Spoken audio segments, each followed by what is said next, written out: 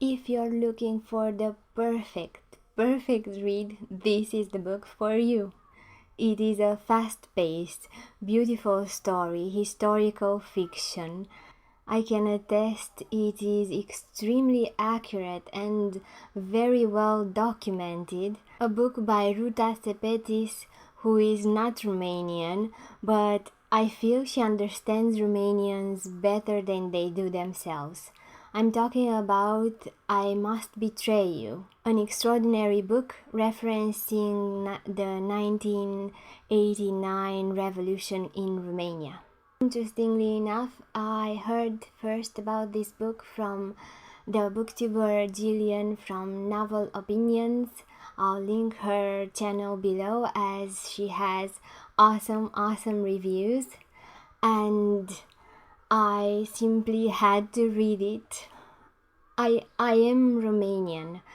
I'm not old enough to have lived through the communist regime in Romania. I was 2 when Ceausescu was executed for his crimes against his own people.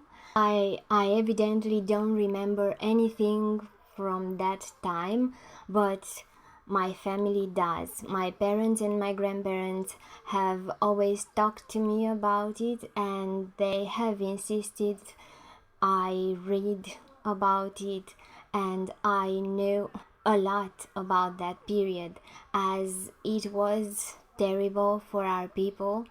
It held a lot of suffering, and the collective trauma it produced is such a difficult thing to heal.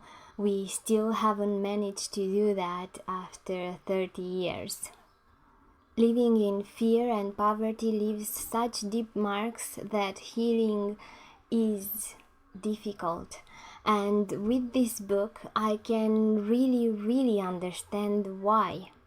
Because it's one thing to read historical books about this kind of thing, is another one to read historical fiction. The idea that you mix true things with a story, with emotion, makes everything such a powerful read. I cannot describe the emotional roller coaster I was in reading this. It is something this author does very well.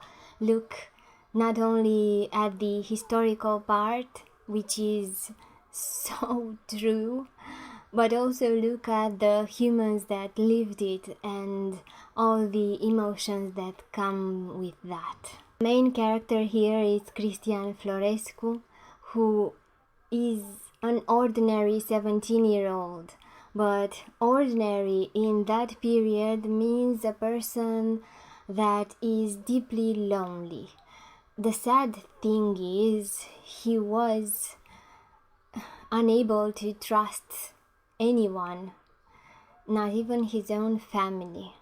The author tells us his story and that of his family under this authoritarian regime, when he is approached by the secret section of the police that deals with state enemies. And in that period of time, the sad part is being a state enemy was really easy. Foreigners, for example, were treated like state enemies by default.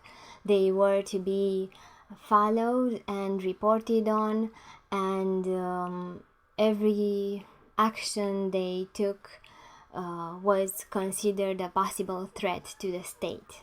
Everyone was forbidden to talk to foreigners except with permission from the secret police. So when Cristian is blackmailed into following and reporting on an American family, we come to know his inner struggle and the shame of being found out by his family as a collaborator.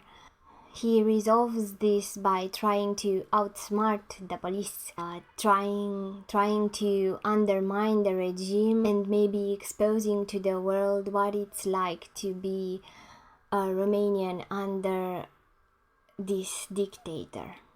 something that the author understood right away. And one of the powerful messages the book is trying to send is how two-faced Ceausescu was, and how the West didn't understand that at the beginning.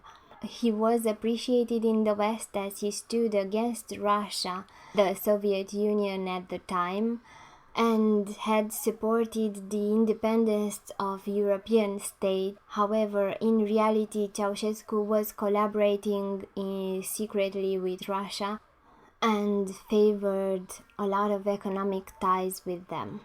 This is something Cristian realizes and tries to expose to the world. His story is a deeply moving one. Being blackmailed into becoming an informer at 17 years old, he is forced to try to understand the world around him without being able to trust anyone.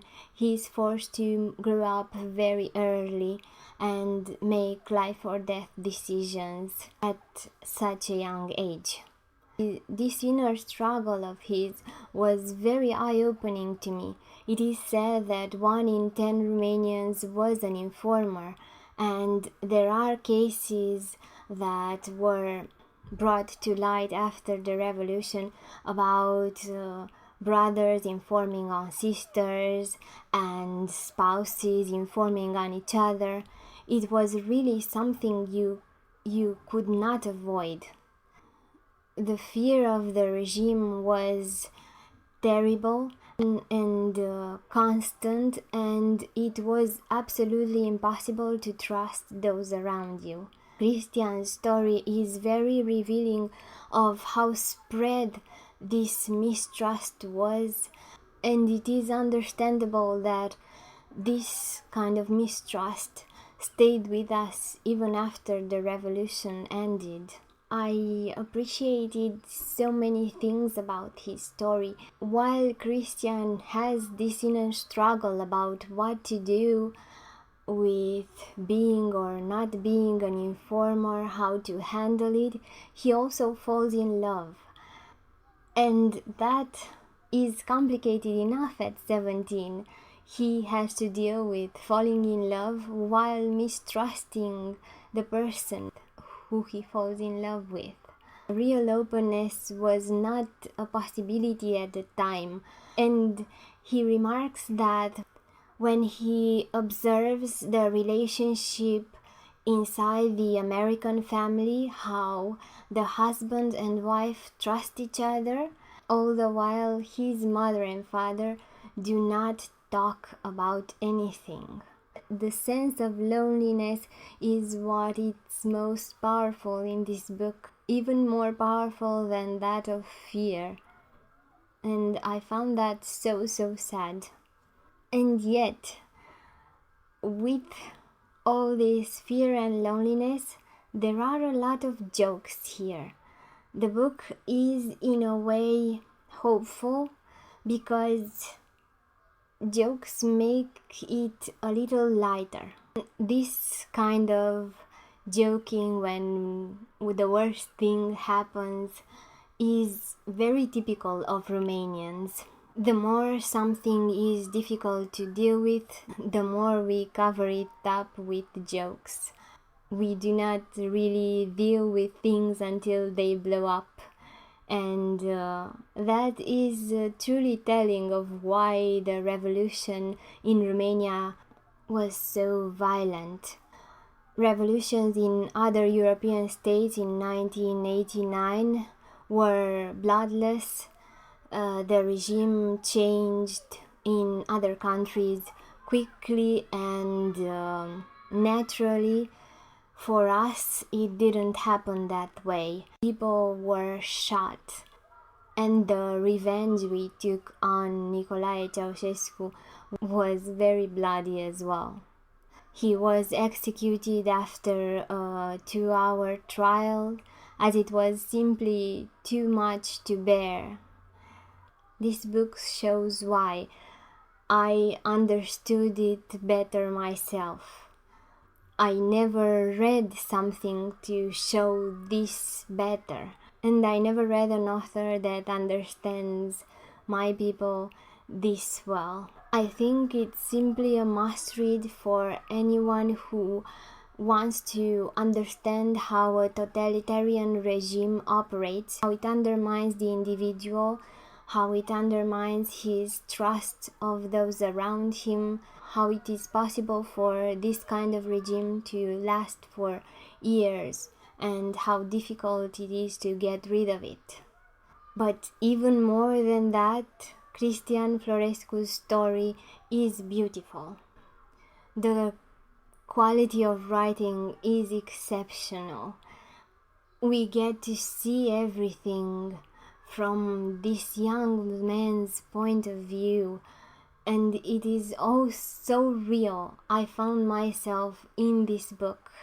Even though I haven't lived through those times, I have lived through the times right after the revolution. I now understand better the desire to buy anything after the revolution.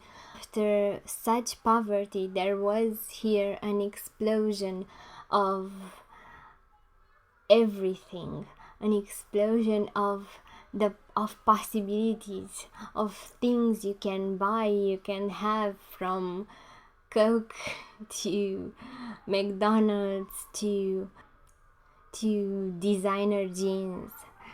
All these things were not available for anyone before 1989, and after that we saw them in movies. There began an admiration for the West everyone in my generation has, and I understand that better now. I absolutely love this book, and I cannot urge you enough to read it. It is the absolute perfect read, my favorite book this year. I Must Betray You by Ruta Sepetys. I'm Maria from Read Fine Books. Thank you for watching.